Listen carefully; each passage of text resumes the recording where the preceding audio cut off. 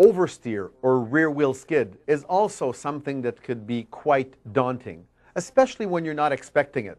Obviously, skids could be amusing if you know what you're doing and you know where you're going, but it's always when they're unexpected that they take you by surprise and could be quite scary.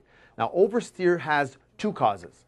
It could be caused by too much acceleration exiting a corner with a rear wheel drive car, where you break traction at the rear and you get the rear end to break away. The solution for that is pretty easy. Quit doing what you're doing. There's another cause for oversteer that is a little bit less obvious and that often takes people by surprise. It happens when you lift your foot suddenly off the accelerator in a corner, creating a weight transfer to the front and the rear end to lighten up.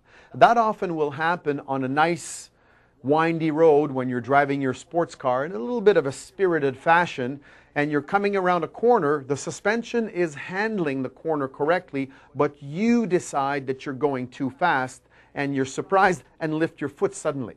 That will create oversteer, and that's when oversteer is a big problem. In any case, the solution for oversteer is look where you want to go and steer in that direction. Now, that's one of the most difficult things to do.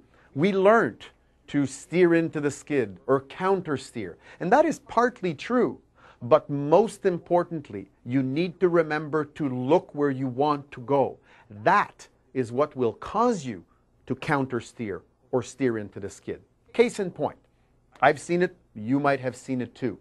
Coming up to a big corner, 45 kilometers an hour it says, big arrows, it's clearly marked.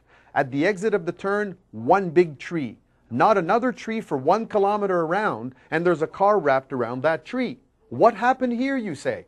Pretty simple. Person came into the corner too fast, rear end broke loose, they steered into the skid all right, looking at the tree to make sure they would miss it. Where do you think they pointed the steering wheel? Straight at the tree. Hit the tree.